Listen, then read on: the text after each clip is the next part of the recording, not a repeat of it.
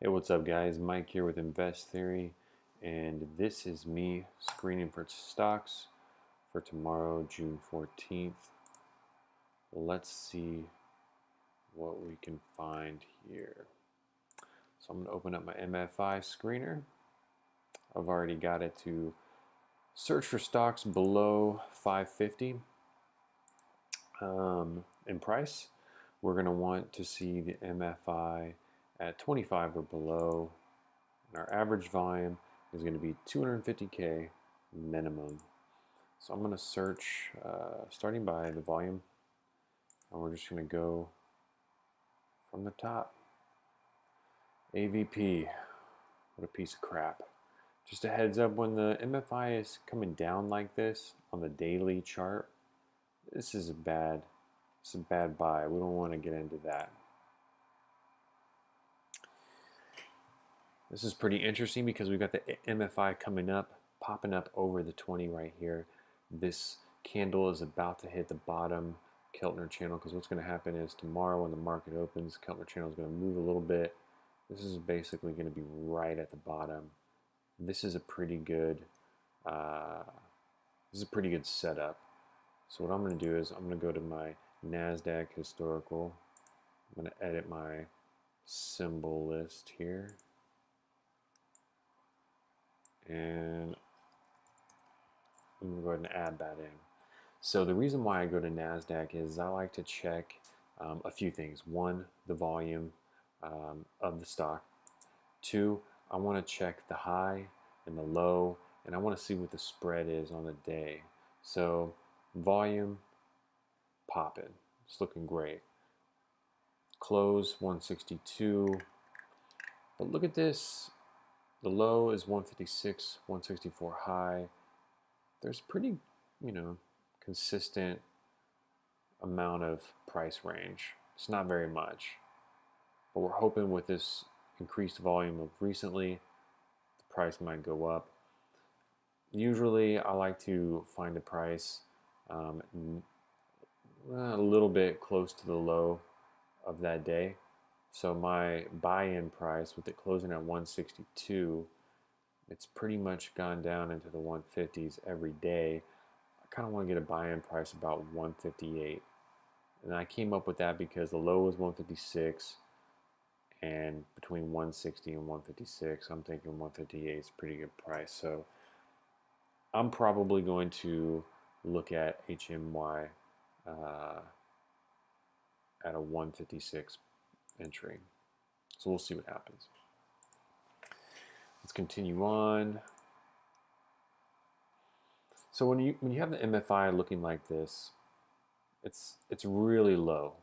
It's at 2 right now. Buying this and holding it for a couple of weeks probably would pay off. So if you have a 401k account, or you've got just some excess money that you want to set aside for a little bit while you trade other stuff, stocks like this could be good. You just have to be careful that you're looking at things beyond the technicals. You want to make sure that there's no news, there's no pending trials, there's no potential NASDAQ violations that are about to expire, things like that. As far as this, it looks like it's probably going to start either trading sideways. We've got a thin candle. I'm guessing we're going to have a close enough doji tomorrow, or a slightly green candle, but it's still going to trade like this for a little bit. We'll probably get back to the 314-ish range, maybe 310 range, not too long from now. And then something like this, you see that it's got its dip, and it looks like it's coming up, and then it just kind of arches up. It's coming back down. This is pretty far from the KCs as well. KCs are the Keltner channels. Those are these blue lines right here, the top, middle, bottom, and this is the MFI. If this is the first time that you've watched me screen, probably should have explained that. Now, I want setups like this. This is Microvision. This is really good. Popped up. And the reason why I like this is when you look at the MFI, on a stock, like for instance, this one going back to whatever, October, beyond, If you notice, every time it dips below and it comes up, it usually continues on beyond, has little struggles. Like this has a pullback, but then it goes up. So, you know, this one didn't drop down. This one did, came down a couple of times, which is pretty unusual. Um, but usually, I mean, this isn't even that long of a trading time. Usually we start to see the MFI increase. Something like this, it's a pretty steep drop. I would feel comfortable taking a position here. Although this over here, this type of stuff can be concerning. We don't want to get into any sort of trap. So I'm going to side table this one. I'm going to take a look at it after this just to see if it's going to be a good setup or not. We'll go back here. All right, PTI, nope. The WPRT is looking pretty nice. In terms of MFI, we're looking good. But the dailies on the KCs, we're not looking too bad. I like to trade it on this candle. Buying on this candle would have been great. As you can see, the low was 253, the high was 266. Would have been a good day. That was today. Yesterday, looking at a high of 265, low 248. Not bad. I'm liking this one. This one's going to go on my watch list, WPRT.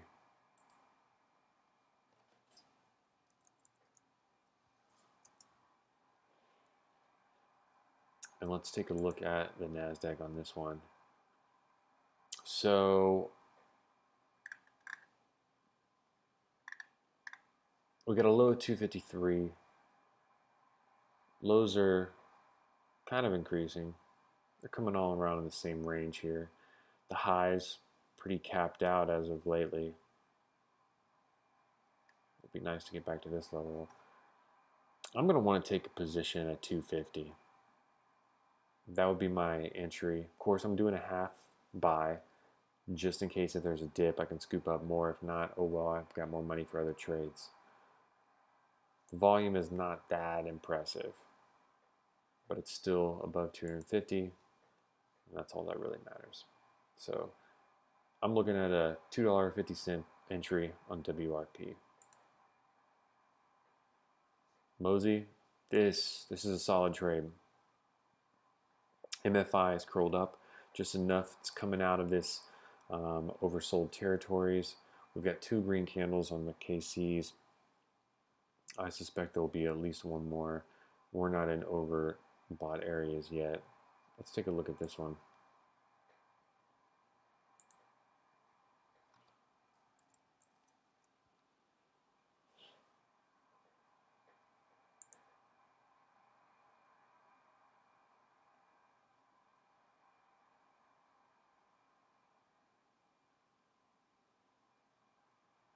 Something's bogging my computer down right now. He's running at a snail's pace. All right. Volume on this one does not look good at all. This is not what I like to see. TradingView has failed me on this. So what's going to happen is this would be an okay play for someone sort of like in my position where I'm trading out of a 401k brokerage account. I can afford to leave it there and I'll allow it to sell in small chunks. But what's going to happen is this type of volume cannot support a lot of people coming in and buying up this up essentially. I mean, if we were to all come in here and buy this, volume would spike up and we would be all trying to fight and sell at one time, because if you guys are following my discipline, you're getting out at 5%, we're all going to have the same price target. It's going to be hard to offload that many shares at one time. So what's going to happen is these things are going to sell off slowly. We'll essentially create a giant wall of resistance. So this is why I don't like to trade low volume stocks, is this happens pretty frequently, especially when you get full chat rooms that are playing this, or maybe someone you're following on StockTwits will post this, and one thing leads to another. You've just got a lot of people fighting for the same shares.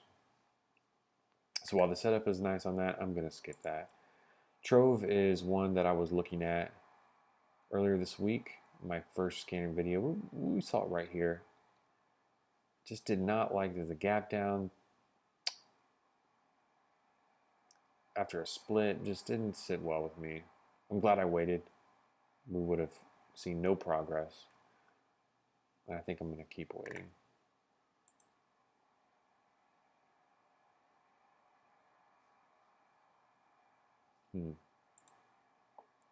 IG is one that we got in and out of.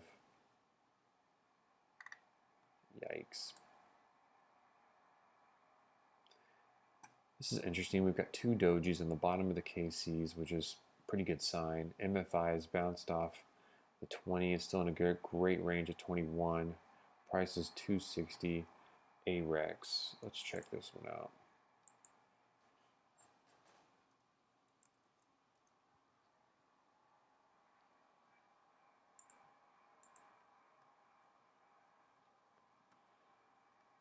Now this one has closed at 260, the low 256, high 264.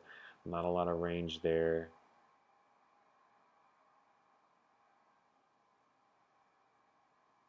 The volume is okay on it, it's not terrible. I think I really like these dojis. Essentially, a doji means that there's indecision in the market. So when you have a lot of bearish candles and one inverted hammer like this, it means that a potential reversal could happen. It means that at some point in time the bears took control, but overall in the end the bulls won. And then we get two dojis, which means that people just quite aren't ready for the reversal to happen. But I feel like this is a good setup for a reversal. I'm going to play this one, and I'm comfortable with buying at open at a 260-ish price. I'm going to take a half position and see what happens. Now, Array is one I called the other night. This is a 5-cent ticker. Someone had pointed this out to me in our chat room that I overlooked. This would have been a solid play. I don't like playing the 5-cent tickers, as you can get caught and hung up in those for quite some time. So be careful of those. You'll be able to see it on the NASDAQ historical too when you look at the closes and opens and all that.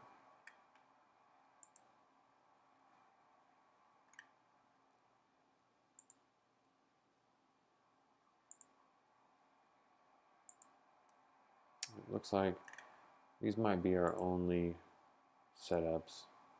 Usually when I get down to these levels, I never find anything good because of the volume.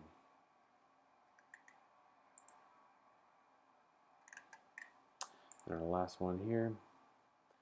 That's it. All right, so my watch list is going to comprise of HMY, WPRT, and AREX. These are 3 stocks that I'm digging right now. If you stumbled across this video and you're not a part of our free Discord chat room, I highly recommend you come in. All the stock plays are free. All the stocks will always be free. And I will definitely keep sharing these videos. I apologize in the length of it. But yeah, if you have any questions, drop a comment. Join us on Facebook. Join us in Discord. Good luck.